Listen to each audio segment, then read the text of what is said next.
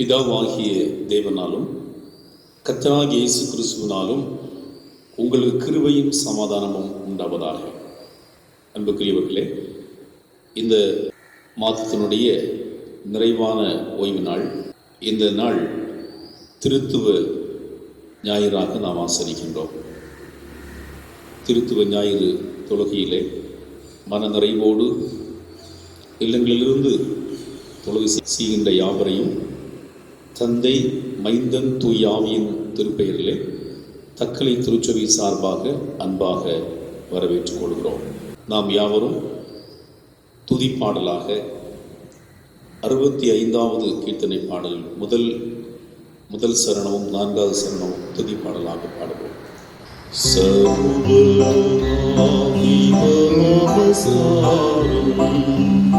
सर्वं सृष्टिगणे नमस्कारं कविगणमुनिवा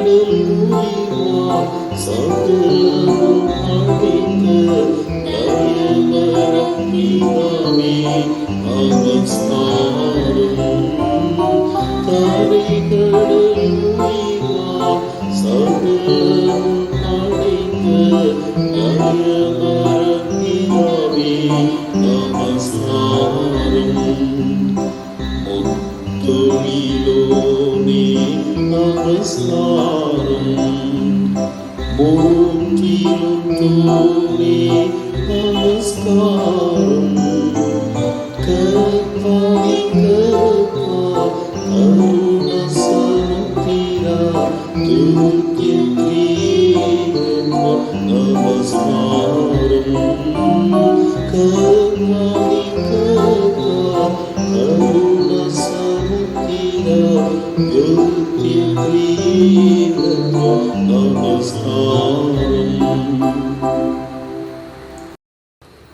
பரலோகத்திலே சாட்சியாய் இருக்கிறவர்கள் மூவர், தந்தை, வார்த்தை, பரிசுத்த ஆவி என்பவர்களே.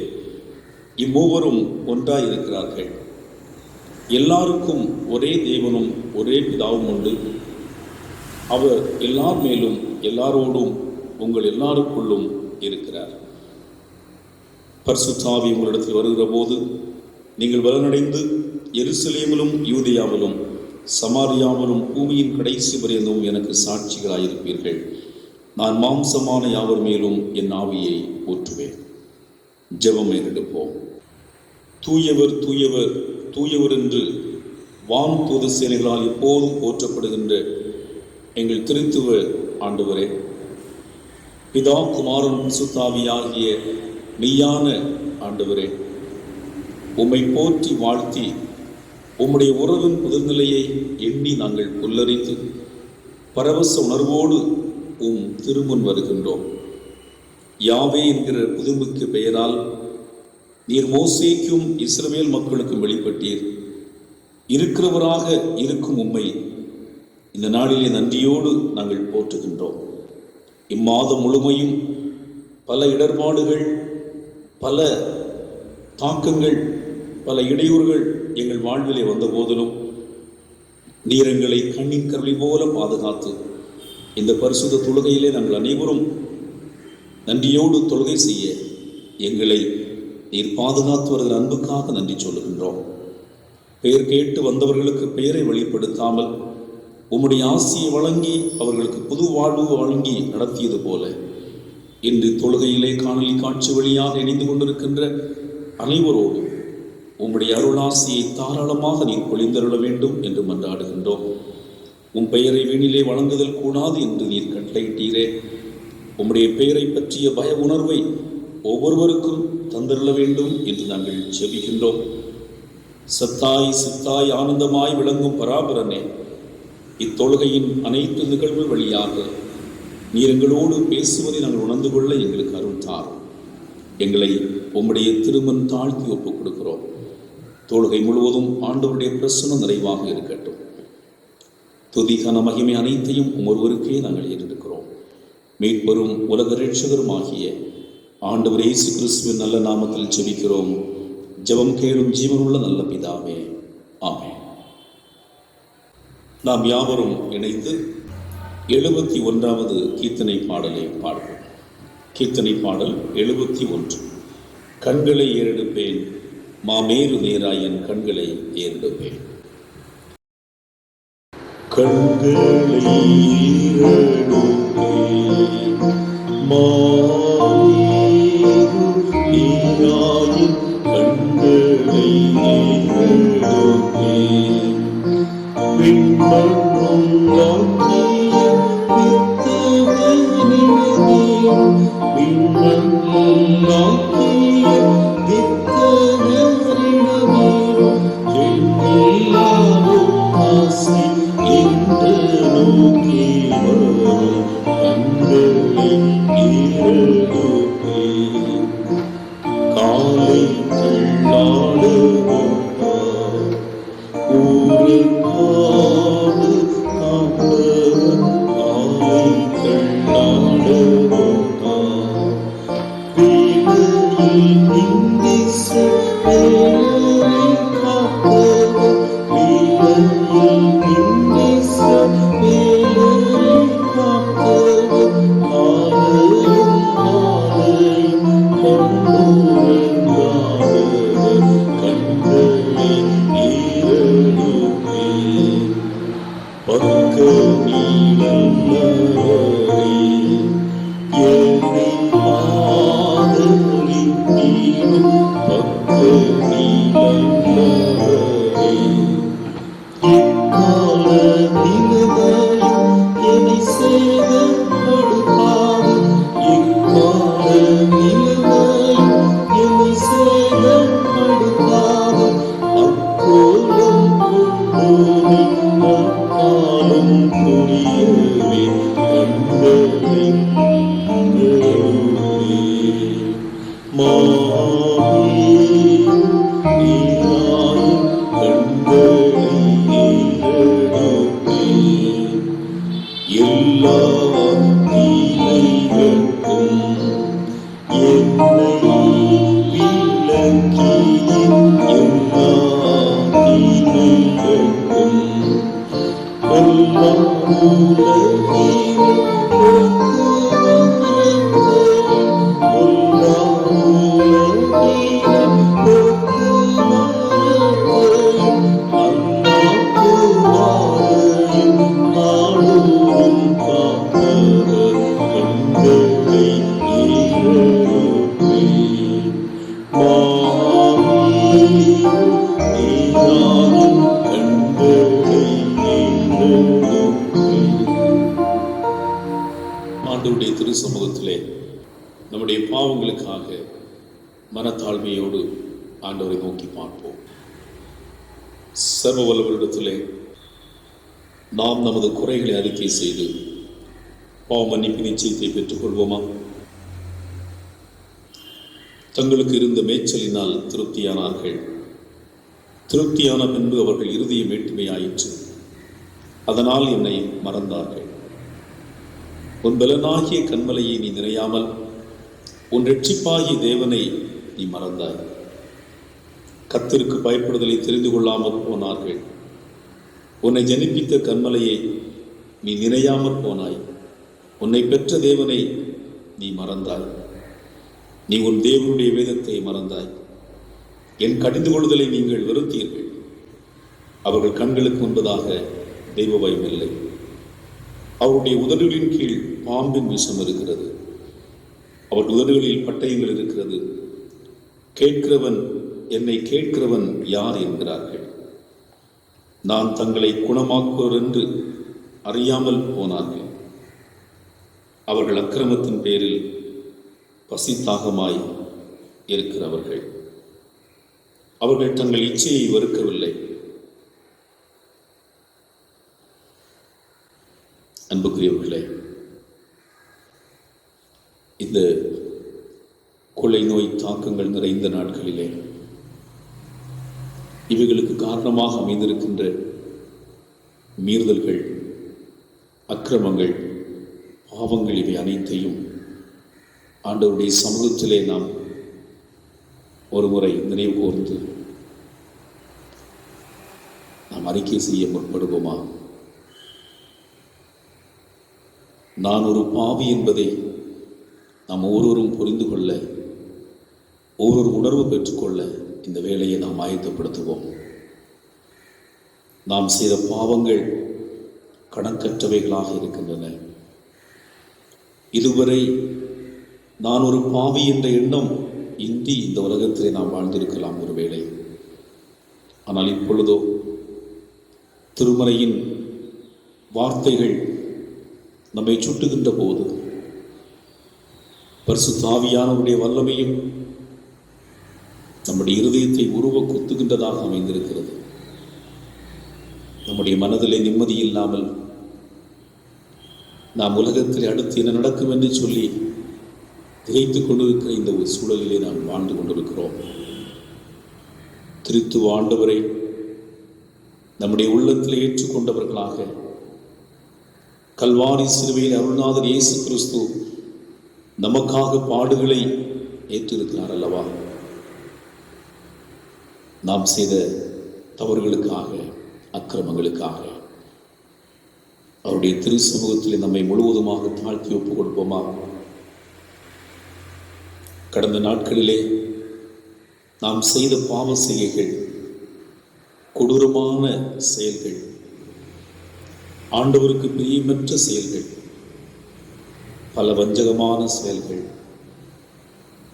பிறரை ஏமாற்றுகின்ற செயல்பாடுகள், நாம் சொன்ன பொய்கள், இவை யாவும் ஒன்றன் பின் ஒன்றாய் நம்முடைய மனக்கென்பதாக கொண்டு வந்து ஆண்டவருடைய சமூகத்திலே நம்மை முழுவதுமாக ஒப்புக் கொடுப்போமா? தாழ்த்துவோமா? நாம் யாருக்கு தீங்கு இழைத்தோமோ, யார் யாருடைய மனதை நோக செய்தோமோ, அவருடைய முகங்களை நாம் நம்முடைய மனக்கென்பதாக கொண்டு வந்து மன்னிப்புக்காக ஆண்டவரை நோக்கி வேண்டுதல் செய்வோமா? ஆண்டவரிடத்திலே தன் பாவங்களை அறிக்கையிடுகிறவன் இரக்கம் பெறுவான் என்று திருமறை சொல்கிறது அல்லவா? இந்த பரிசுத்த தொழுகையிலே கலந்திருக்கிற நாம் ஆண்டவருடைய இரக்கங்களை பெற வேண்டும் என்று சொன்னால் தடையாக இருக்கின்ற இந்த பாவங்களை ஆண்டவருடைய திரு சமூகத்திலே மனத்தாழ்மையோடு நாம் அறிக்கை செய்வோமா? பாவ மன்னிப்பு நிச்சயத்தை பெற்றுக்கொள்வோமா?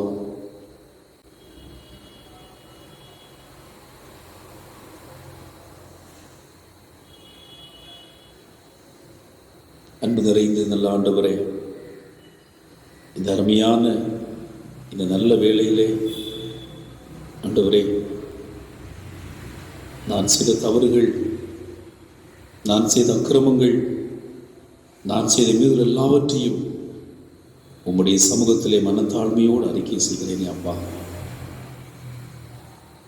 நீ கல்வாரி சிலுவையிலே சிந்தின அந்த இரத்தத்தின் வழியாக பாவத்திலே புரண்டு கொண்டிருக்கின்ற மதடியவர்களை நீர் கழுவி பரிசுத்தப்படுத்தி திரியேக ஆண்டவருக்கு பிரியமுள்ள பிள்ளைகளாக இந்த உலகத்திலே வாழ எங்கள் அனைவரையும் பக்குவப்படுத்தும்படியாக ஜெபிக்கிறோம்.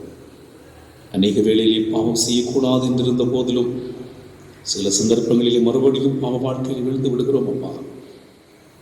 எங்களுடைய அறியாமையிலே நாங்கள் செய்திருக்கிற தவறுகளை மன்னித்து, அறிந்து செய்த தவறுகளை மன்னித்து எங்களை முற்றிலுமாக இது ஏற்றுக்கொண்டு உம்முடைய சித்தப்படி நடத்தும்படியாக ஜெபிக்கிறோம். நீரே பெரிய காரியங்களை எங்களுக்கு செய்ய எங்களை தாழ்த்தி ஒப்புக் கொடுக்கிறோம். இயேசு கிறிஸ்துவின் நல்ல நாமத்தில் ஜெபிக்கிறோம் எங்கள் நல்ல பிதாவே, ஆமென். சர்வ வல்லமையும் மிகுந்த இரக்கமுள்ள ஆண்டவர் மன்னிப்பையும் பாவ நிவர்த்தியும் நமக்கு கட்டளையிட்டருளி வாழ்வை சீர்படுத்துவதற்கான காலத்தையும் தமது தூய ஆவியானவரின் கிருபையின் தேற்றுதலையும் தந்தருளுவாராக. ஆமென். பாவமன்னிப்பு நிச்சயத்தை பெற்றுக்கொள்வர்களாகிய நாம் யாவரும் கர்த்தரின் கரத்தில் பெற்றுக்கொள்ளப் போகிற நன்மைகளுக்காக நாம் ஆண்டவருக்கு நன்றி சொல்லுவோம். கர்த்தர் எனக்கு செய்த எல்லா உபகாரங்களுக்காக அவருக்கு இனத்தை செலுத்துவேன். ரட்சிப்பின் பாத்திரத்தை எடுத்துக்கொண்டு கர்த்தருடைய நாமத்தை தொழுது கொள்ளுவேன். அன்புக்குரியவர்களே, கடந்த நாட்களிலே பல ஆபத்துக்கள் நமக்கு எதிராக வந்த போதிலும் ஆண்டவர் நம்மை எவ்வளவு அற்புதமாக பாதுகாத்திருக்கிறார். அவருடைய வழிநடத்துதல் எவ்வளவு பெரியது என்பதை உணர்ந்து நம் ஆண்டவருக்கு நன்றி சொல்ல வேண்டும் அல்லவா? எத்தனையோ முறை ஆண்டவரை மறந்து நாம் செயல்பட்டிருக்கிறோம்.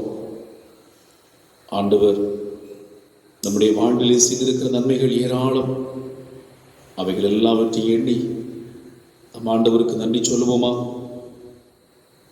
ஓசியா புஸ்தகத்திலே ஆண்டவருடைய வார்த்தை இப்படி சொல்லப்படுகிறது: தங்களுக்கு இருந்த மேய்ச்சலினால் திருப்தியான அவர்கள் திருப்தியான பின்பு அவர்கள் இருதயம் மேட்டிமையாயிற்று, அதனால் என்னை மறந்தார்கள் என்று வேதனைப்படுகின்றதை பார்க்கிறோம்.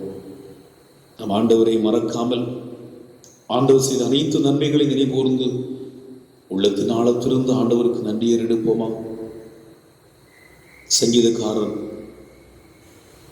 தாவீது அவரோடு இணைந்து ஸ்தோத்திர ஜெபத்தை பாடல் வழியாக பாடி ஆண்டவருக்கு நன்றி சொல்லுவோம். என் ஆத்துமாவே கர்த்தரை ஸ்தோத்திரி, என் முழு உள்ளமே அவர் பரிசுத்த நாமத்தை ஸ்தோத்திரி. என் ஆத்துமாவே கர்த்தரை ஸ்தோத்திரி, என் முழு உள்ளமே அவர் பரிசுத்த நாமத்தை ஸ்தோத்திரி. அவர் செய்த சகல உபகாரங்களையும் மறவாதே,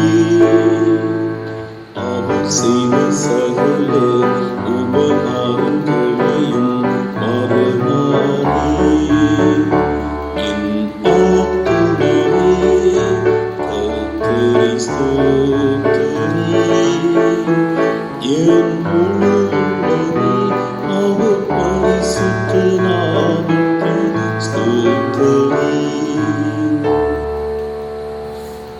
கடவுளுக்கு ஸ்தோத்திர பலி படைத்த நாம் ஆண்டவர் இயேசு கிறிஸ்து கற்றுத்த ஜெபத்தை இணைந்து ஏறெடுப்போம். பரமண்டலங்களுக்குள் இருக்கிற எங்கள் பிதாவே, உம்முடைய நாமம் பரிசுத்தப்படுவதாக, உம்முடைய ராஜ்யம் வருவதாக, உம்முடைய சுத்தம் பரமண்டலத்திலே செய்யப்படுவது போல பூமியிலேயும் செய்யப்படுவதாக. அன்றினுள்ள எங்கள் அப்பத்தை என்று எங்களுக்கு தாரும். எங்களுக்கு விரோதமாய் குற்றம் செய்வர்களுக்கு நாங்கள் மன்னிக்கிறது போல எங்கள் குற்றங்களை எங்களுக்கு மன்னியும். எங்களை சோதனைக்குள் பிரவேசிக்க பண்ணாமல் தீமையை ரட்சித்துக் கொள்ளும். ராஜ்யமும் வல்லமையும் மகிமையும் என்றைக்கும் உடையவைகளே. ஆமென்.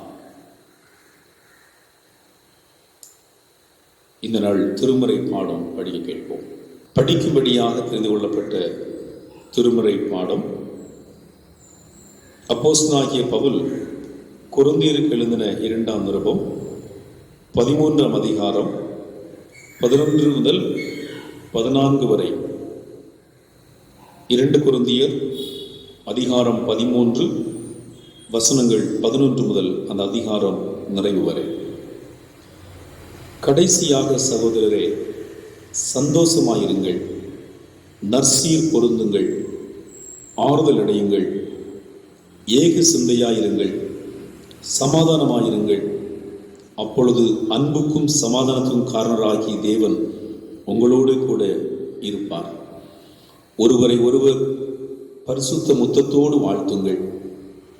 பரிசுத்தவான்கள் எல்லாரும் உங்களுக்கு வாழ்த்துதல் சொல்லுகிறார்கள். கர்த்தராகிய இயேசு கிறிஸ்துவினுடைய கிருபையும் தேவனுடைய அன்பும் பரிசுத்த ஆவியினுடைய ஐக்கியமும் உங்கள் அனைவரோடு கூட இருப்பதாக. ஆமென். வாசிப்பதற்காக தெரிந்து கொள்ளப்பட்ட திருமறை பாடம் வாசித்து முடிந்தது. கிறிஸ்துவே உம்முடைய பரிசுத்த நாமத்திற்கு மகிமை உண்டாவதாக. ஆமென். அன்புக்குரியவர்களே, இந்த மாதத்தின் நிறைவான நாட்களுக்குள்ளாக கடந்து வந்திருக்கிறோம். இந்த நாளினுடைய கருப்பொருள் திருத்துவ கடவுளை நாம் தொழுகின்றோம். We worship the Trinity God. இந்த வாரம் திருத்துவ ஞாயிறாக ஆசரிக்கின்ற போது அதற்கு ஆதாரமாக தெரிந்து கொள்ளப்பட்ட திருவசனம் 2 கொரிந்தியர் 13ஆம் அதிகாரம் 14வது வசனம். கர்த்தராகிய இயேசு கிறிஸ்துவினுடைய கிருபையும் தேவனுடைய அன்பும் பரிசுத்த ஆவியினுடைய ஐக்கியமும் உங்கள் அனைவரோடும் இருப்பதாக. ஆமென். தலைகளை தாழ்த்தி ஆண்டவரை நோக்கி வேண்டுதல் செய்வோம்.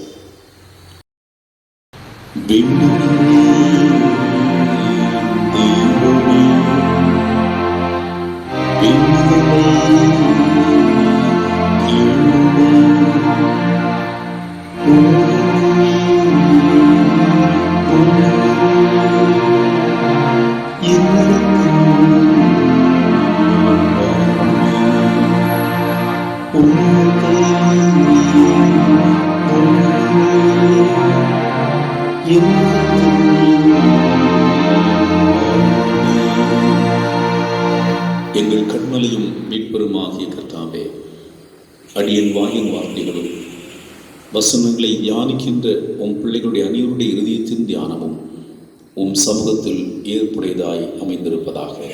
ஆமென். அன்புக்குரிய இறைமக்களே, திருச்சபையிலே நாம் ஆசிரிக்கின்ற பல சிறப்பான திருநாட்களிலே மகுடமாக இருப்பது திருத்துவ ஞாயிறாகும். அதாவது இந்த ஞாயிறு பெந்தேகோஸ்தே ஞாயிறுக்கு பின்வருகின்ற ஞாயிறாக திருத்துவ ஞாயிறை நாம் ஆசரிக்கின்றோம். கிறிஸ்தவ கொள்கைகளிலே மிக முக்கியமான ஒன்று திருத்துவமாகும். இது நமக்கு ஆழ்ந்த கருத்தாகவும் தனி சிறப்பு வாய்ந்த ஒன்றாகவும் காணப்படுகிறது. அதோடு திருத்துவம் என்பது திருச்சபையின் ஒரு உயிருள்ள மையமும் மற்ற எல்லா கிறிஸ்தவ கொள்கைகளுக்கும் அடிப்படை கிறிஸ்தவ விசுவாசமாக விளங்குகிறது. ஆகவே திருச்சொல் வரலாற்றிலே திருத்துவத்தை சரியாக புரிந்து கொள்ளாததினாலே இடருண்டு போன மக்கள் அநேகர். எனவே நாம் நமது குறைந்த அறிவினாலே திருத்துவத்தை குறித்து அறிந்து கொள்வது என்பது சற்று கடினமான ஒன்று. ஒரு வேத பண்டிதர் ஒருவர் இந்த திருத்துவத்தை குறித்து அறிந்து கொள்வதற்காக பல இறையியல் புத்தகங்களை ஆய்வு செய்தார். அவர் ஆய்வு செய்து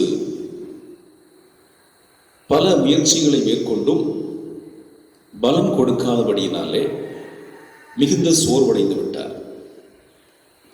சோர்வோடு களைப்போடு ஒரு நாள் மாலை பொழுதிலே திருத்துவத்தை குறித்து சிந்தித்தவராக இந்த வேத பண்டிதர் கடற்கரை நோக்கி பயணம் மேற்கொண்டார்.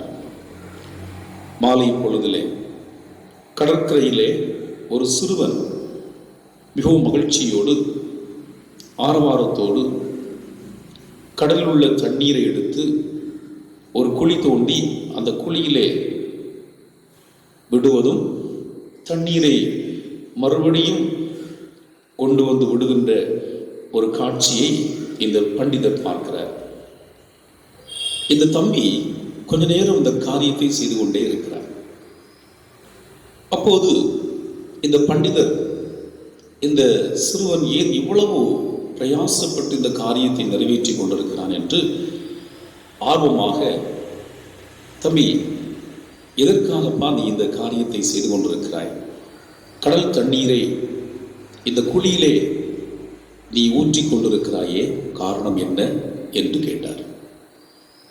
அப்போது இந்த சிறுவனும் பேச ஆரம்பித்தார். சிறுவன் சொன்னான், இந்த கடலில் இருக்கிற தண்ணீர் அனைத்தையும் இந்த குழியிலே ஊற்றி கடலை நான் வற்ற வைக்கப் போகிறேன் என்று சொன்னார். இந்த வேத பண்டிதர் மிகவும் ஆச்சரியமடைந்தார். அப்போதுதான் ஆவியானவர் இந்த பண்டிதருடைய உள்ளத்திலே பேச ஆரம்பித்தார். எப்படி இந்த சிறுவனால் கடல் நீரை அந்த சிறு குழியிலே ஊற்றி கடலை வைக்க வைக்க முடியாதோ, அப்படியே திருத்துவத்தையும் அதன் ஆழத்தையும் மனிதனுடைய சிறிய அறிவினாலே அறிய முடியாது என்பதை அவர் உணர்ந்து கொண்டார். அந்நேரமே அந்த பண்டிதர், வேத பண்டிதர் திருத்துவத்தை விசுவாசிக்க ஆரம்பித்தார். அவர்தான் அகஸ்டின் அவர்கள்.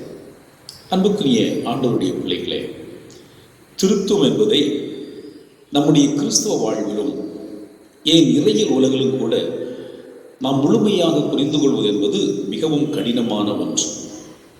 ஆனாலும் கடவுள் தமது அடியவர்களுக்கு வெளிப்படுத்துகின்ற வெளிப்பாட்டின் அடிப்படையில் நாம் ஓரளவு திருமுறையின் ஆதாரமாக இந்த திருத்துவத்தை குறித்து சிந்திக்க முற்படுவோம். முதலாவதாக திருத்துவ கொள்கையை குறித்து சிந்திப்போம். Doctrine of trinity. நமது கடவுளை பற்றிய இறையியலிலே மகுடம் போல இருப்பது திருத்துவ கொள்கையாகும். எப்படி என்றால், பிதா, குமாரன், பரிசுத்த ஆவியானவர் ஒன்று, மூவரில் ஒருவராகவும் ஒருவரிலே மூவராகவும் நமது ஆண்டவர் இருக்கின்றார். இது மூன்று கடவுள்கள் அல்ல, மாறாக ஒரே கடவுளை குறிப்பிடுகின்ற ஒரு சொல். இவருடைய செயல்பாடுகள் என்ன என்று பார்த்தால், படைத்தல், கிரியேஷன், மீட்டெடுத்தல், அதாவது படைத்ததை மீட்டல், சால்வேஷன். மூன்று, உயிர்ப்பித்தல், காத்தல், ரெசரக்ஷன். இதுதான் இந்த திருத்துவத்தினுடைய செயல்பாடாக அமைந்திருக்கிறது. இந்த எல்லா செயல்களிலும் திருத்துவ கடவுள் ஒருவராகவே செயல்படுகின்றார். திருத்துவம் என்ற இந்த வார்த்தை திருமறையிலே நேரடியாக நமக்கு குறிப்பிடப்படவில்லை என்றாலும், இந்த திருத்துவ கொள்கையை விளக்கும் திருமறை பகுதி பழைய ஏற்பாட்டிலும் புதிய ஏற்பாட்டிலும் பல இடங்களிலே பரவலாக இருப்பதை நாம் அறிய முடிகிறது. திருமறையின் துவக்கத்திலிருந்தே கடவுள் ஒருவராகவும் மூவராகவும் அங்கே சித்தரிக்கப்பட்டுள்ளதை பல திருவசனங்கள் மூலமாக நாம் அறிந்து கொள்ளலாம். உதாரணமாக, பழைய ஏற்பாட்டிலே படைப்பின் தந்தையாகிய கடவுள், வார்த்தையாகிய குமாரன், அசைவாடி கொண்டிருந்த ஆவியானவர் என்று ஆதியாகமம் 1ஆம் அதிகாரம் 1 முதல் 3 வரை உள்ள பகுதிகளை நாம் அறிந்து கொள்கிறோம்.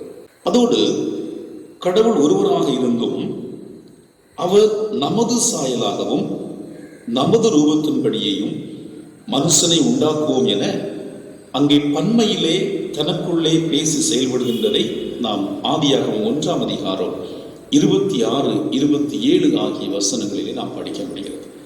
இதிலே கடவுள் பன்மையாக பேசுகின்ற ஒரு செயலை நாம் பார்க்க முடிகிறது. அது மட்டுமல்ல, ஆதியாகமம் 3ஆம் அதிகாரம் 22ஆம் வசனத்தை நாம் படிக்கிற போது, பின்பு கர்த்தர், இதோ மனுஷன் நன்மை தீமை அறியத்தக்கவனாக நம்மில் ஒருவரை போல ஆனான் என்றார். நம்மில் ஒருவரை போல், அதிலும் பன்மை குறிப்பிடப்பட்டிருக்கிறது. இன்னும் பார்ப்போம் என்று சொன்னால், ஆதியாகமம் 11ஆம் அதிகாரம் 7வது வசனத்தை படிப்போம் என்று சொன்னால், அப்போது நாம் இறங்கி போய் ஒருவர் பேசுவதை மற்றொரு அறியாதபடிக்கு அவர்கள் மொழியை தாறுமாறாக்குவோம் என்கிறார். இதிலே நாம் இறங்கி போய் தாறுமாறாக்குவோம், இது பன்மையாகவே காணப்படுகிறது. இன்னும் பழைய ஏற்பாட்டிலே நான் சிந்திக்கிற போது ஏசாயா 6ஆம் அதிகாரம் 8வது வசனத்திலே, பின்பு கர்த்தர், யாரை நான் அனுப்புவேன், யார் நமது காரியமாய் போவார் என்று உரைக்கிற ஆண்டவருடைய சத்தத்தை கேட்டேன் என்றார். இதிலும் இந்த ஏசாயா தீர்க்கதரிசி சொல்லுகிறதிலும் கூட யார் நமது காரியமாய் போவார், நமது, அப்படி என்றால் அதுவும் பன்மையிலே குறிப்பிடப்பட்டிருப்பதை நாம் பார்க்கிறோம். அதுபோல புதிய பாட்டிலே நாம் கடந்து வருவோம் என்று சொன்னால், இயேசுவினுடைய பிறப்பு, பிதா குமாரனாக இந்த உலகத்திலே வந்தார். தூய ஆவியானவருடைய அருளினால் கன்னி மரியாள் கருவுற்றாள் என்று நாம் பார்க்கிறோம். இயேசு கிறிஸ்துவனுடைய திருமுழுக்கில் திருத்துவ கடவுளுடைய செயலாற்றலை குறித்து நாம் திருமுறையிலே படிக்கிறோம். அதாவது குமாரனாகிய கடவுள், திருமுழுக்கு பெறும் ஆவியானவராகிய கடவுள் அவர் மேல் புறாவின் வடிவிலே இறங்கினார். தந்தையாகிய கடவுள் இவரின் நேசகுமாரன் என்று சாட்சி பகிர்ந்தார் என்பதை மத்தேயு 3ஆம் அதிகாரம் 16, 17 ஆகிய வசனங்களை படிக்கிற போது நாம் அறிந்து கொள்ளலாம். இயேசுநாதர் கொடுத்த இறுதி கட்டளையிலே, அதாவது மத்தேயு 28ஆம் அதிகாரம் 18வது வசனத்தை நாம் படிக்கிற போது, அங்கே கடவுளுடைய ஒருமையின் பன்மை இணைந்திருக்கிறது என்பதை நாம் கவனிக்க வேண்டும். அதாவது, ஆகையால் நீங்கள் புறப்பட்டு போய் சகல மக்களையும் சீடராக்கி பிதா குமாரன் பரிசுத்தாவிய நாமத்தினாலே நீங்கள் அவர்களுக்கு ஞானஸ்நானம் கொடுங்கள் என்று இங்கு இயேசுநாதர் கட்டளையிடுகின்றார். அது மட்டுமல்ல, 2 கொரிந்தியர் 13ஆம் அதிகாரம் 14வது வசனத்தை நாம் படிக்கிற போது அப்போஸ்தலனாகிய பவுல் இந்த கொரிந்து திருச்சபையாருக்கு திரியேக நாமத்தினால் ஆசீர்வாதம் கொடுக்கிறார். எப்படி கொடுக்கிறார்? பிதாவாகிய தேவன், கர்த்தராகிய இயேசு கிறிஸ்து, பரிசுத்த ஆவியானவருடைய ஐக்கியம் உங்கள் அனைவரோடும் இருப்பதாக என்று திரியேக நாமத்தினால் ஆசீர்வதிக்கிறார். எனவே திருமறையிலே திருத்துவம் என்ற சொல்லை நாம் படிக்கிற போது அது பயன்படுத்தப்படாவிட்டாலும் திருமறையிலே திருத்துவம் ஆங்காங்கே பரவி கிடப்பதை நாம் அறிய முடிகிறது.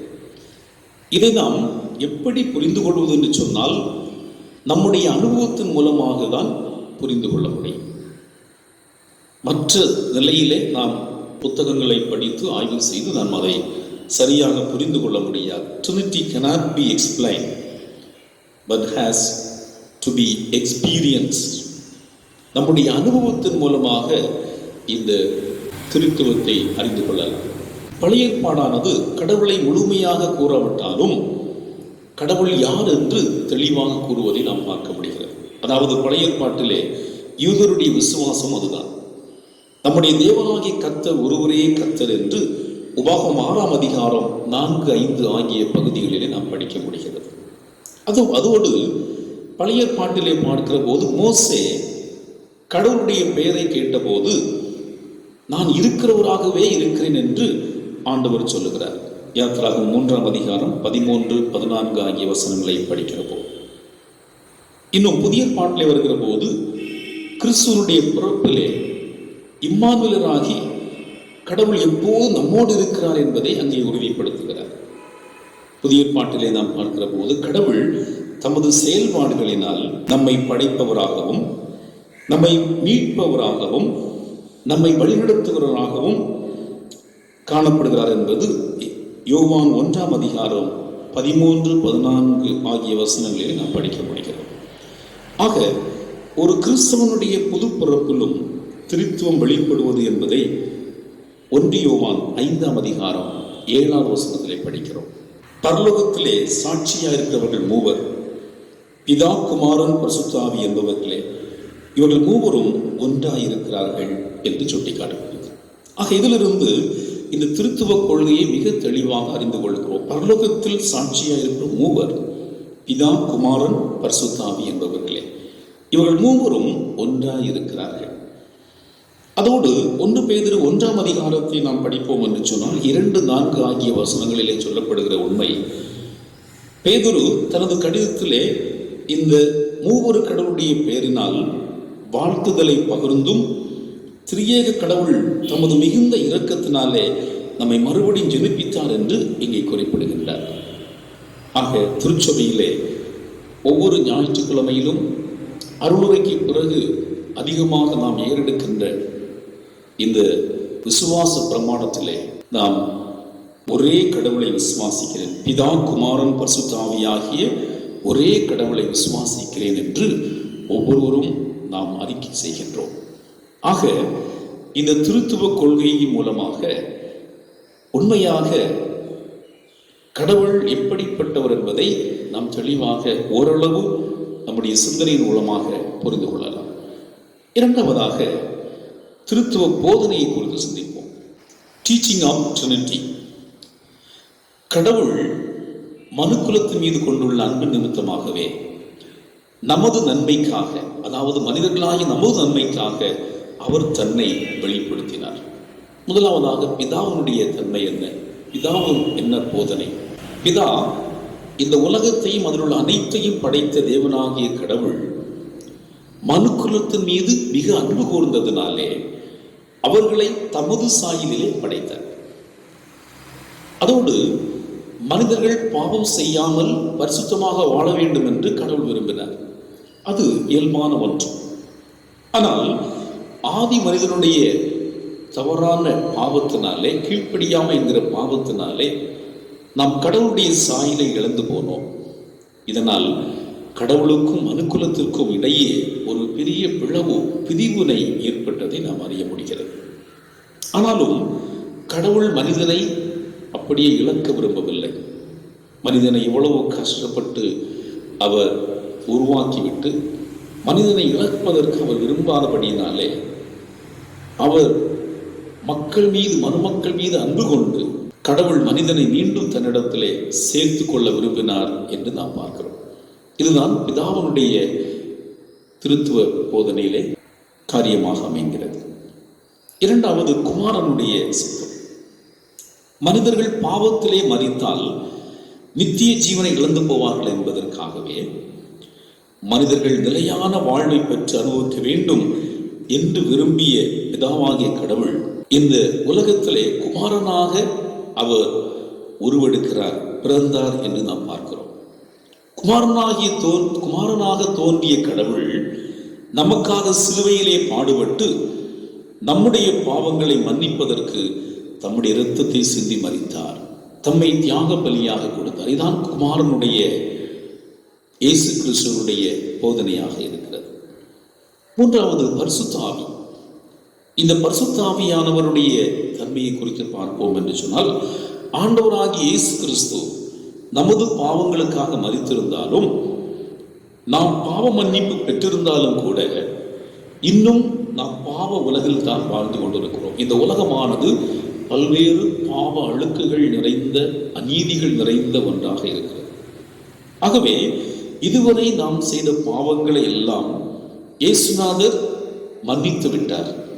ஆனால் இனிமேல் நாம் பாவம் செய்யாமல் வாழ்வதற்கு, அதாவது பரிசுத்தமாக வாழ்வதற்கு, மனிதர்களாகிய நமக்காக, நம்முடைய பிரயோஜனத்திற்காக கடவுள் பிதா, குமாரன், பரிசுத்தாவியானவர் என்று அவர் தன்னை வெளிப்படுத்தினார். அவர் பரிசுத்தாவியானவர் நாம் பாவம் செய்யாதபடி நமக்குள்ளாக உறைந்து காணப்படுகிறார். ஆக நாம் பாவம் செய்யாமல் வாழ்வதற்காகவே பரிசுத்தாவியானவர் செயல்படுகின்றார். ஆக கடவுள் ஒருவரில் மூவராகவும் மூவரில் ஒருவராகவும் இங்கே செயலாற்றுகிறார் என்பதை நாம் உணர முடிகிறது. அன்புக்குரிய ஆண்டவருடைய பிள்ளைகளே, பிதா, குமாரன், பரிசுத்த ஆவியானவருக்கு ஒரே தன்மை, அது மட்டுமல்ல சம உரிமை, சம மகத்துவம் என்பது இதிலிருந்து நாம் அழகாக தெளிவாக புரிந்து கொள்கிறோம். சுருங்க சொன்னால், திருத்துவ கடவுள் 100% கடவுளும் 100% மனிதனுமாக விளங்கினார் என்பதை நாம் அறிந்து கொள்ளலாம். ஆக அன்புக்குரியவர்களே, இதுதான் திருத்துவ கடவுளுடைய போதனையாக அமைந்திருக்கிறது. அடுத்ததாக திருத்துவ ஆண்டவருடைய செயல்பாடுகளை குறித்து சிந்திப்போம். திருத்துவ ஆண்டவர் எல்லைகளை கடந்து உறவோடு வாழ்வதற்கு மனிதனை ஊக்குவிக்கிறார். கொரிந்து சபையிலே பிரிவினைகள் பல ஏற்பட்டன. அப்போஸ்தலனாகிய பவுலுடைய திருப்பணி காலத்திலே இங்கு அணி சார்ந்த பல பிரச்சனைகள், அதனாலே பல பிரிவினைகள் ஏற்பட்டது. எப்படி என்று சொன்னால், நான் பவுலை சார்ந்தவன் என்றும், நான் கேபாவை சார்ந்தவன் என்றும், நான் அப்பல்லோவை சார்ந்தவன் என்றும் திருச்சபையிலே பல பிரிவுகள், பல பிரச்சனைகள் அங்கே ஏற்பட்டிருந்தன. அதோடு யூதர்களும் யூதர்கள் அல்லாத புற இனத்தவர்களும் அவர்களுக்குள்ளாகவும் பிரிவினை ஏற்பட்டது. இந்த பிரச்சனையினாலே பல கடினப்பாடுகளை அப்போஸ்தலனாகிய பவுல் மேற்கொண்டார் என்று நாம் திருமறையிலே படிக்கிறோம். எனவே திருத்துவ இறைவாழ்த்து கூறி அப்போஸ்தலனாகிய பவுல் என்ன சொல்றார்? எல்லைகளை கடந்து உறவோடு வாழ்வதற்கு இந்த மக்களை அழைக்கிறார். அதாவது எல்லைகளை கடந்து உறவோடு நீங்கள் வாழ வேண்டும், ஒன்றான ஒரு உறவோடு வாழ வேண்டும். திருச்சபை என்பது குடும்பங்களின் குடும்பம் என்று ஒருவர் கூறுகிறார். அதோடு சமுதாயத்தின் சமுதாயம் என்று கூறுகின்றார். அப்படி என்றால் குடும்பங்களின் குடும்பமாகிய திருச்சபை பிரிவினை என்கிற தீய சக்தியோடு வாழாமல் இருக்க வேண்டும். மார்ட்டின் லூத்தர் சொல்லுகின்ற ஒரு உண்மை, கிறிஸ்து எங்கெல்லாம் திருச்சபைகளை கட்டுகிறாரோ அங்கே சாத்தான் சிற்றாலயங்களை கட்டுகிறார். இது மிக முக்கியமான ஒன்று. பாருங்கள், கிறிஸ்து எங்கெல்லாம் திருச்சபைகளை கட்டுகிறாரோ அங்கே சாத்தான் தன்னுடைய சிற்றாலயங்களை கட்டுகிறான். அதாவது இன்றைக்கு திருச்சபை இருக்கின்ற இடங்களிலே சாத்தான், அதாவது பொல்லாதவன், தீயோன், அவனுடைய செயல்பாடு தீய காரியங்களை சிந்திக்கிறதாக இருக்கும். அவனுடைய கூடாரங்கள், அவனுடைய சிற்றாலயங்கள் இந்த ஆலயத்துக்கு பக்கதாகவே இருக்கிறது. ஆக ஆலயத்துக்கு வருகிற மனிதனை அவன் எப்படியாவது திருடிவிட வேண்டும், தன்னுடைய பக்கம் கொண்டு வர வேண்டும் என்று சொல்லி அவன் பல நயவஞ்சகமான முயற்சிகளை மேற்கொள்கிறான். அதற்காக பல கவர்ச்சியான வார்த்தைகளை சொல்லி மக்களை ஏமாற்றி மக்களை பிரிவினைக்கு நேராக கொண்டு செல்வதை நாம் பார்க்கிறோம். ஆக இப்படிப்பட்ட பிரிவினைக்கு கொண்டு செல்கின்ற இந்த தீயோனுடைய சிந்தனைகளை சரியாக புரிந்து கொண்டு கிறிஸ்தவ மக்களாகிய நாம், திருச்சபை அங்கங்களாகிய நாம் மிகவும் ஒற்றுமையோடு செயல்பட வேண்டியது மிக முக்கியமானது. இன்றைக்கு திருச்சபைகளை நாம் பார்க்கிற போது பலவிதமான பிளவுகள், பிரச்சனைகள், குடும்பங்களிலே குடும்பங்களின் குடும்பமாக இருக்க வேண்டிய திருச்சபை இன்றைக்கு பல்வேறு நிலையிலே பிரிவோடு காணப்படுகிறதை நாம் பார்க்கிறோம். குடும்பங்களுக்குள்ளாகவும் அமைதி இல்லை, குடும்பங்களுக்குள்ளாகவும் பிரிவினை, மனைவி, கணவன், பிள்ளைகள், ஒவ்வொருவருடைய வாழ்க்கையிலும் பலவிதமான பிரச்சனைகள். திருச்சபையில் எடுத்து பார்த்தால் பல பிரச்சனை. ஆக கிறிஸ்துவை ஆராதிக்கின்ற ஆலயத்தில் கூட பிரச்சனை என்று சொன்னால் மிகவும் வேதனையான காரியம். இப்போது கொள்ளை நோய் அதிகமாக அதிகரித்துக் கொண்டிருப்பதற்கும் மேலும் இந்த தீங்குகள் நம்மை ஆட்கொள்வதற்கு காரணமும் இப்படிப்பட்ட பல்வேறு மீறலான காரியமாக இருப்பதை நாம் அறிய வேண்டும். அன்புக்குரியவர்களே, நாம் தவறு செய்கிற போது கர்த்தர் வேதனை அடைகிறார், அவர் கோபம் கொள்கிறார் என்பதை நாம் அறிந்து கொள்ள வேண்டும். அன்புக்குரிய ஆண்டவருடைய பிள்ளைகளே, ஆக எல்லைகளை கடந்து உறவோடு திருத்துவ கடவுள், திருத்துவ தேவன், திருத்துவ ஆண்டவர் நம்மை வழிநடத்துகிறவராக காணப்படுகிறார். ஆக திருத்துவ ஆண்டவரிடத்திலே நம்மை ஒப்புக் கொடுப்போம் என்று சொன்னால் அவர் நம்மை எல்லைகளை கடந்த உறவுக்குள்ளாக நம்மை ஒற்றுமையோடு செயல்பட அவர் தூண்டுகின்றார். அவரிடத்தில் நாம் ஒப்புக் கொடுப்போம். இரண்டாவதாக ஒரு செயல்பாடு, திருத்துவ ஆண்டவர் நம்மை மாற்றுருவாக்கம் செய்கிற ஆண்டவராக இருக்கிறார். அதாவது வார்த்தை மனுவானார் என்றும் யோவான் மாற்று உருவாக்கத்திற்கான முதல் பணியை செய்தார் என்று யோவான் நற்செய்தி 1ஆம் அதிகாரம் 1 முதல் 18 வரை உள்ள வசனங்களை படிக்கிற போது நாம் அறிந்து கொள்ளலாம். ஆக திருத்துவ ஆண்டவர் சுமைதாங்கும் கடவுள், இஸ்ரவேல் மக்களுக்கு அவர் உணவளித்த கடவுள், நகரத்திற்கு வெளியே வாழ்ந்த 5000 பேருக்கும் அதிகமான மக்களுக்கு உணவளித்த ஆண்டவர், உரிமை உணவு உடை மறுக்கப்பட்ட லாசருடைய பக்கம் நின்ற ஆண்டவர், எலியோ சாலை ஓரத்திலே குற்றுயிராக்கப்பட்ட மனிதனுடைய பக்கம் நின்ற ஆண்டவர், எருசலேமிலும் யூதேயாவிலும் சமாரியாவிலும் பூமியின் எல்லை வரைக்கும் சான்றுகளை அனுப்பிய ஆண்டவர், நம்மை மாற்றுருவாக்கும் திருத்துவ ஆண்டவர் நம்முடைய செயல்பாடுகளிலே நல்ல மாற்றங்களை எதிர்பார்க்கிறார். நாம் என்ன செய்தாலும் அதிலே நல்ல மாற்றங்களை எதிர்பார்க்கிறார். 1963ஆம் ஆண்டில் மார்ட்டின் லூத்தர் கிங் கூறும்போது சொல்லுவாரால், என்னுடைய 4 கருப்பு குழந்தைகள் தங்கள் தோலின் நிறத்தினால் அல்ல, தங்கள் நல்ல குணங்களினால் நடத்தப்பட வேண்டும், நல்ல குணம் என கனவு காண்கிறேன் என்று சொல்லுகிறார். ஆக அன்புக்குரிய ஆண்டவருடைய பிள்ளைகளே, இதை நான் திருச்சபை என்று கனவு காண வேண்டும். அதற்கு திருத்துவ ஆண்டவர் நமக்கு உதவி செய்ய வேண்டும் என்று சொன்னால் நம்மை திருத்துவ ஆண்டவருக்கு ஒப்புக் கொடுக்க வேண்டும். நல்ல குணம், நல்ல சிந்தனை, நல்ல செயல்பாடு, இதை தான் ஆண்டவர் எதிர்பார்க்கிறார். அதாவது நற்கிரியைகள் செய்ய வேண்டும். நல்லவர்கள் நற்கிரியை செய்வார்கள், நல்ல குணம் படைத்தவர்கள் நற்கிரியைகளை நிறைவேற்றுவார். இப்படி ஒரு வசனம் உண்டு. மத்தேயு 5ஆம் அதிகாரம் 16வது வசனம், மனுஷர் உங்கள் நற்கிரியைகளை கண்டு பரலோகத்தில் இருக்கிற உங்கள் பிதாவை மகிமைப்படுத்தும்படி உங்கள் வெளிச்சம் அவர்கள் முன்பதாக பிரகாசிக்க கடவுது. திருச்சபை பிரகாசிக்க வேண்டும். திருச்சபை ஆண்டவருடைய அன்பை வெளிப்படுத்த வேண்டும். திருத்துவ ஆண்டவருடைய செயல்பாட்டை திருச்சபை வெளிப்படுத்த வேண்டும். எப்போது? திருத்துவ ஆண்டவர் நம்மோடு கூட இருப்பார் என்றால், ஆக திருச்சபையிலே திருத்துவ ஆண்டவரை நம்முடைய உள்ளத்தில் ஏற்றுக்கொள்ள முற்படுவோம். கடைசியாக திருத்துவம் தருகின்ற அறைகூவலை சிந்திப்போம். Challenge to us by the Trinity. திருத்துவம் தருகின்ற அறைகூவல்.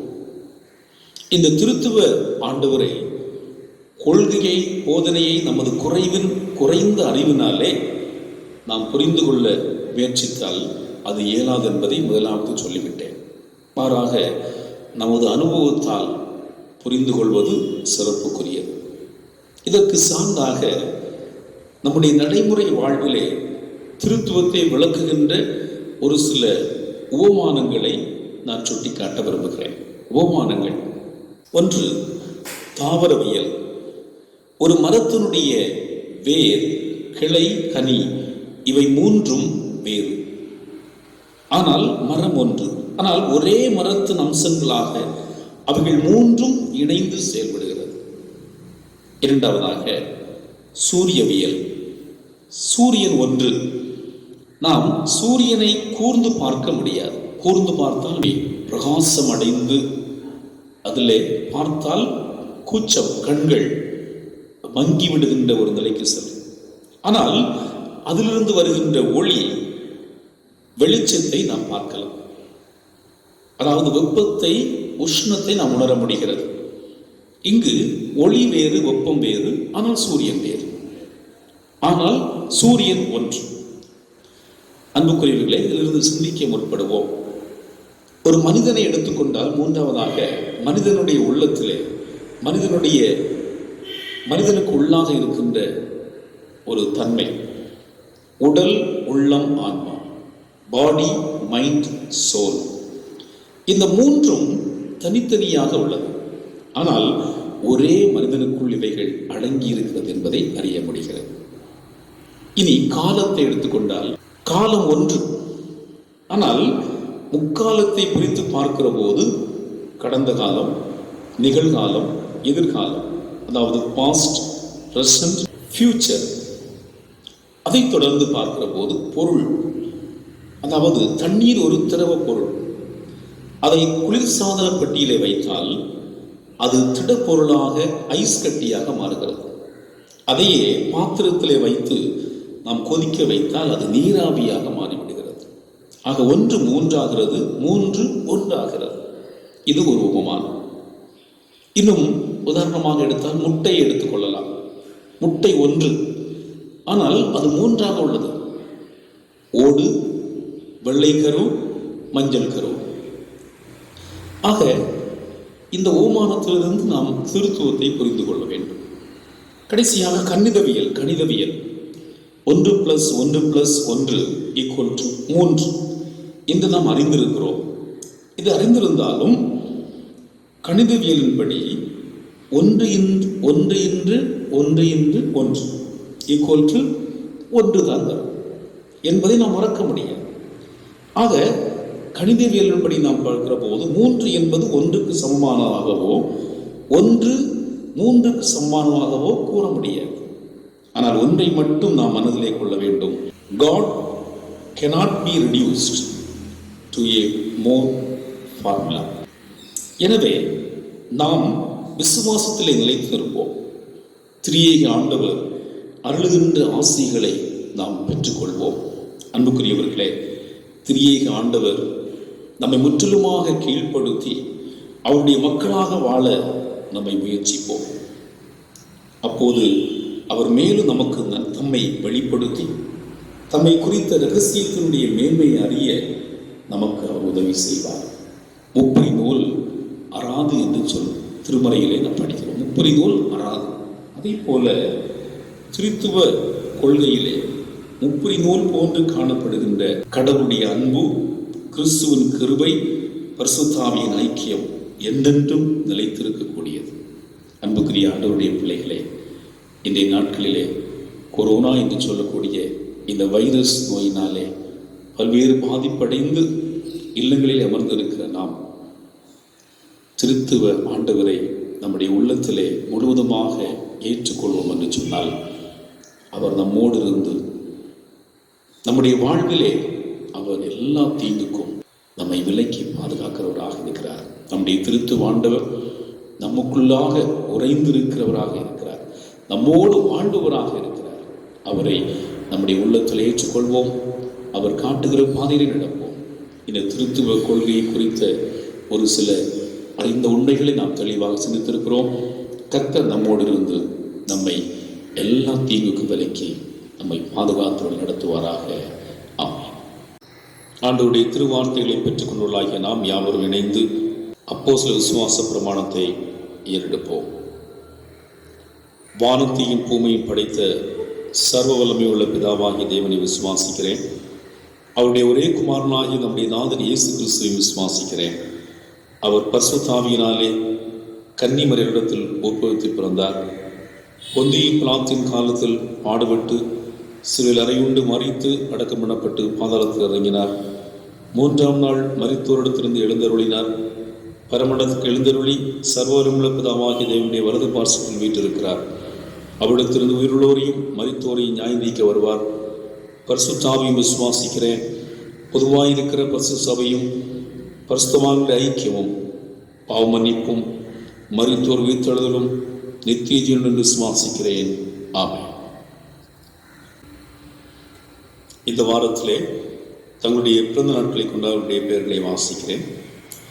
மிஸ்டர் ஆர் தாஸ் ஆலய சாலை, Mrs D Jayasree Keralapuram, Mr W அம்ரிஸ்லி Eraniel road, Mr G Richie Robert மருத்துவமனை சாலை, Mr W Adwin Binoj Amala convent, Mrs Subala Alvin விராலி காட்டு விளை, மிஸ்டர் எஃப் பிரான்சிஸ் வில்லியம் ஆலய சாலை, Mrs Mabel Jayanthi Panavilai, Mr J Selvan Manali, Mr P Rajan Keralapuram, Mrs Gifty மருத்துவமனை சாலை, Mrs J Suba Shakil Puliyur Kurichi, Mrs G Anitha Keralapuram, Selvi S Bernish Riya Adappu Vilai, mister S Gopi Keralapuram, Mrs S Femila Panavilai, Mr S Sam Paul Ravi பனவிளை,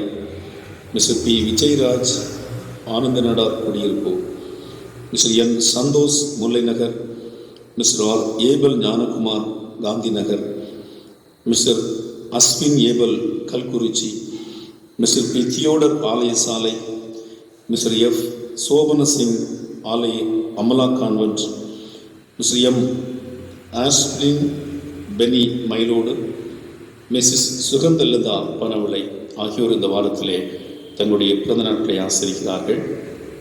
திருமண நாளை ஆசரிப்பவர்கள் Mr A Alvin Paul Soundar, Mrs Subala Alvin விராலி காட்டு விளை, mister P Milton, Mrs J ஜெயஸ் சகிலா ஆலய சாலை ஆகியோர் இந்த வாரத்திலே தங்களுடைய திருமண நாளை நினைவு கூர்ந்து ஆண்டவருக்கு நன்றி செலுத்துகிறார்கள்.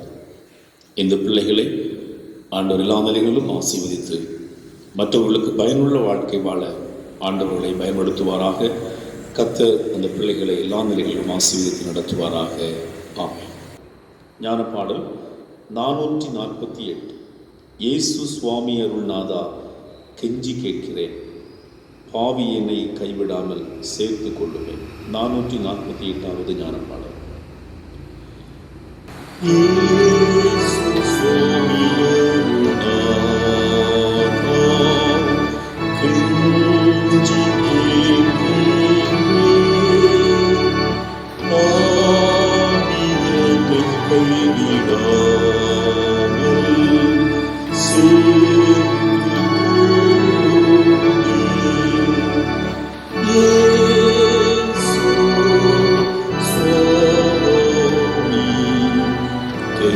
Jesus.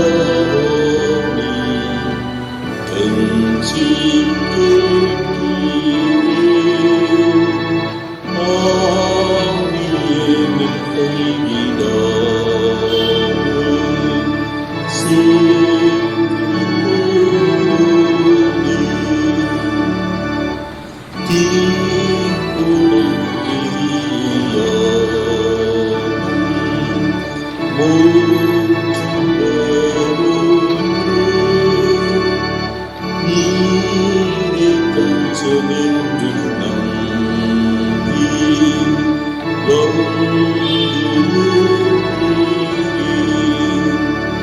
இயேசு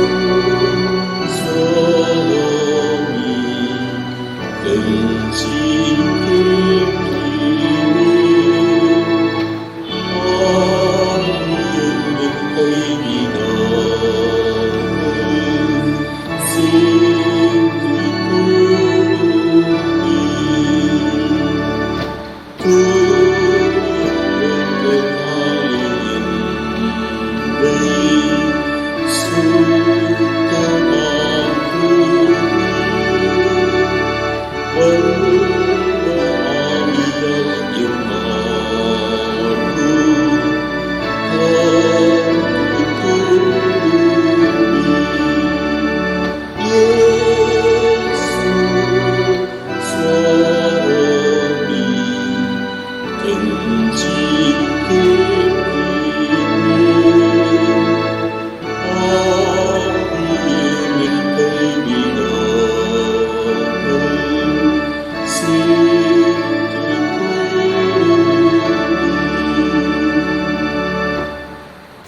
ஜெபம் ஏறெடுப்போம். ஆபத்து காலத்தை நோக்கி கூப்பிடு, நான் உன்னை விடுவிப்பேன் என்று வாக்களித்திருக்கிற எங்கள் வாக்கு மாறாத அன்பு நிறைந்த ஆண்டவரே, இந்த அருமையான இந்த பரிசுத்தமான ஓய்வு நாளுக்காக நாங்கள் உமக்கு நன்றி செலுத்தி உம்முடைய பாதத்திலே நாங்கள் தாழ்த்தி எங்களை ஒப்புக் கொடுக்கிறோம். தகப்பனே, இந்த பரிசுத்தமான தொழுகையிலே உம்முடைய பிள்ளைகளாகி நாங்கள் இல்லங்களிலிருந்து கலந்து கொண்டு உம்மை நன்றியோடு ஆஸ்வதிக்கின்ற வாய்ப்பை எங்கள் அனைவருக்கும் கொடுத்த அன்புக்காக நன்றி சொல்கிறோம். அப்பா, உம்மையே நாங்கள் நம்பி இருக்கிறோம். உம்மை நம்பினோர் ஒருபோதும் வெட்கப்பட்டு போனதில்லை ஆண்டவரே.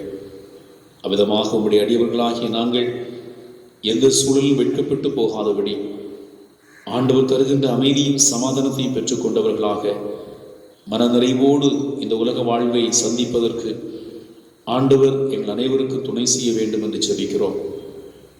இந்த நாளிலே நாங்கள் கேட்ட உம்முடைய திரு வார்த்தைகளுக்காக நன்றி சொல்கிறோம்.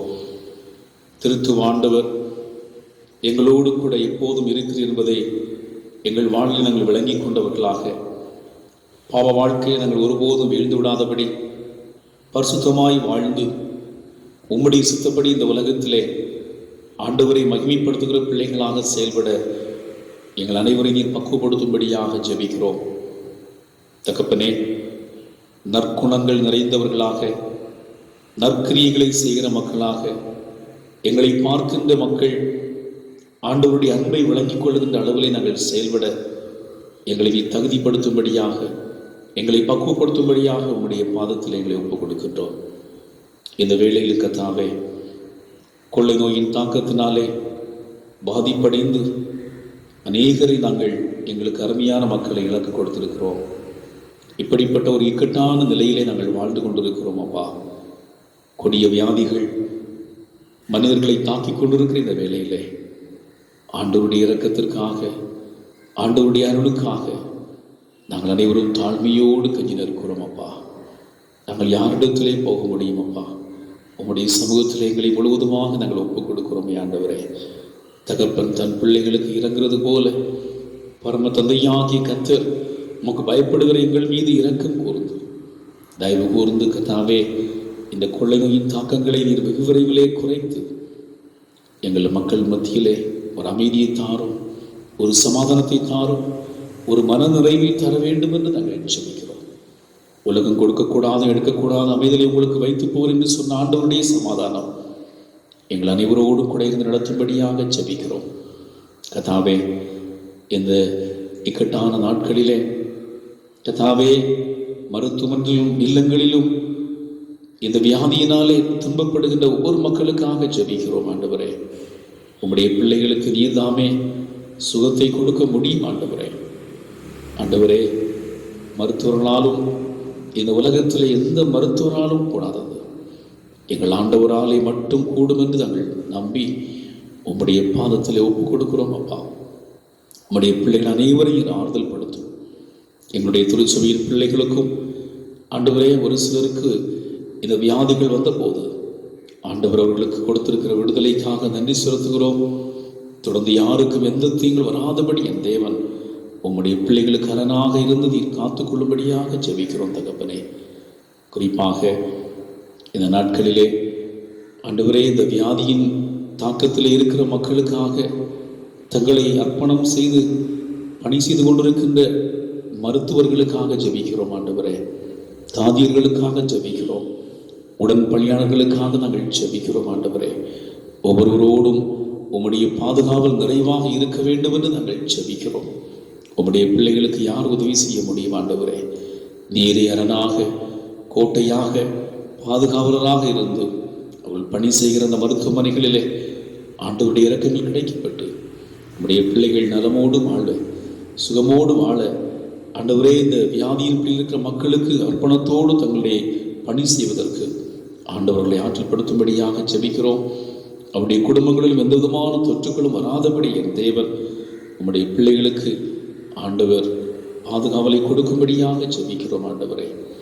இந்த நாட்களிலே கர்த்தாவே, யாருக்கும் தொடர்ந்து எந்த தொற்றுக்களும் வராதபடி என் தேவன் வெகு விரைவில் இந்த தொற்றுக்களை மாற்றி ஒரு அமைதியான சூழலை தரும்படியாக ஜெபிக்கிறோம் ஆண்டவரே.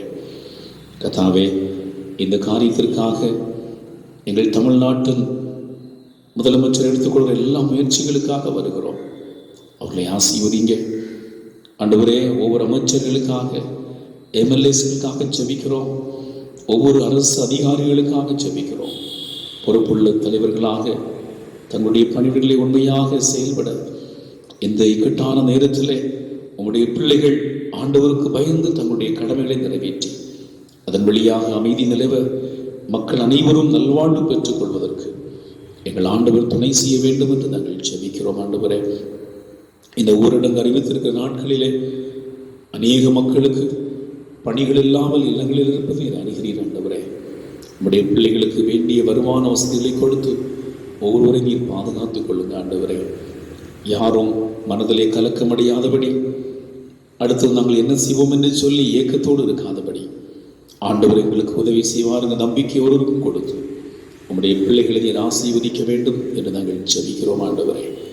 கர்த்தாவே, இந்த நோய் கிருமிகளுக்கு காரணமாக அமைந்திருப்பது எங்களுடைய மீறல் என்பதை நாங்கள் உணர்ந்து கொண்டு எங்களை முழுவதுமாக ஒரு முறை கூட ஒப்பு கொடுக்கிறோம் தகப்பனே. முற்றிலுமாக எங்களை மன்னித்து நோய் கிருமிகளிலிருந்து முற்றிலும் ஒரு விடுதலை தந்து எங்களுடைய நாடு ஒரு சமாதானத்தின் நாடாக அமைந்திட, இந்திய நாட்டிலே ஒரு பெரிய மகிழ்ச்சி நிலவிட எங்கள் ஆண்டவர் பயன்படுத்தும்படியாக ஜெபிக்கிறோம். பிரதமருக்காக, இன்னும் ஆண்டவரே, அரசு துறையின் ஒவ்வொரு கர்த்தாவே தலைவர்களுக்காக, நாட்டின் தலைவர்களுக்காக ஜெபிக்கிறோம். ஒவ்வொருவரையும் நீர் பொறுப்பேற்றுக் கொள்வீராக. ஒவ்வொருவருக்கும் வேண்டிய நல்ல பாதுகாவலை கொடுத்து நீர் காத்துக்கொள்ளும் தகப்பனே. இந்த காலை வேளையிலும் கர்த்தாவே, இந்த காணொலி காட்சி வழியாக உம்மை ஆராதித்துக் கொண்டிருக்கிற ஒவ்வொரு பிள்ளைகளும் ஆண்டவர் கொடுக்கிற அமைதலையும் சமாதானத்தையும் பெற்றுக்கொள்ள தேவன் கிருபைத்தார் கர்த்தாவே. விசேஷமாக இந்த நாட்களிலே ஊழியக்காரர்களுக்காக ஜெபிக்கிறோம். உம்முடைய ஊழியர்களை நிறைவேற்றிக் கொண்டிருக்கிற அநேகர் இந்த வியாதியினாலே தாக்கப்பட்டிருப்பதை நாங்கள் அறிகிறோம். யாருக்கும் தொடர்ந்து இந்த தாக்குதல் வராதபடி, எந்த ஆபத்துகளும் நேரிடாதபடி உம்முடைய பிள்ளைகளை நீர் பாதுகாத்துக் கொள்வீராக. அவர்கள் வாழ்கிற இடங்களிலே உமக்காக உத்தமத்தோடு ஊழியம் செய்ய உம் பிள்ளைகள் அனைவரையும் பயன்படுத்துவீராக. கர்த்தாவே, உம்மை அறியாத இடங்களில் நடைபெறுகிற ஊழியர்களுக்காக ஜெபிக்கிறோம். ஆண்டவர் தான் ரட்சகர் என்பதை அறிவித்துக் கொண்டிருக்கிற ஊழியர்கள் கர்த்தாவே பாதுகாப்பை பெற்றுக்கொள்ளவும், இந்த நாட்களில் அமைதியோடு ஆண்டவருடைய சமூகத்திலே காத்திருந்து ஜெபித்து ஆண்டவர் தருகிற அமைதலையும் சமாதானத்தையும் பெற்றுக்கொண்டு ஆண்டவரே உற்சாகத்தோடு உமக்கென்று பணி செய்வதற்கு உடைய பிள்ளைகளை ஆயத்தப்படுத்த வேண்டும் என்று நாங்கள் ஜெபிக்கிறோம் தகப்பனே. இந்த வேளையிலும் எங்களுடைய திருச்சபைக்காக நன்றி சொல்கிறோம் ஆண்டவரே. திருச்சபையை கர்த்தர் மட்டும் தாங்கி வந்திருக்கிற அன்புக்காக நன்றி. திருச்சபையில் ஒவ்வொரு விசுவாச குடும்பங்களுக்காக வேண்டுதல் செய்கிறோம். ஒவ்வொரு குடும்பங்களையும் ஆண்டவர் ஆசீர்வதிப்பீராக.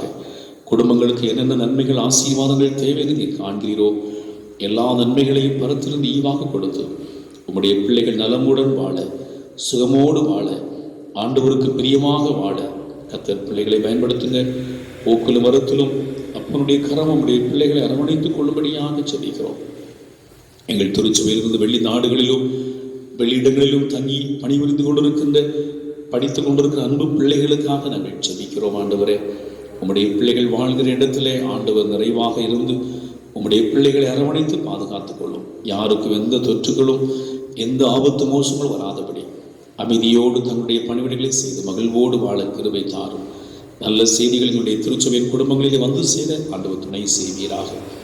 இந்த வாரத்திலே தங்களுடைய பிறந்த நாட்களை ஆசரிக்க இருக்கின்ற அன்பு பிள்ளைகளுக்காக ஜெபிக்கிறோம்.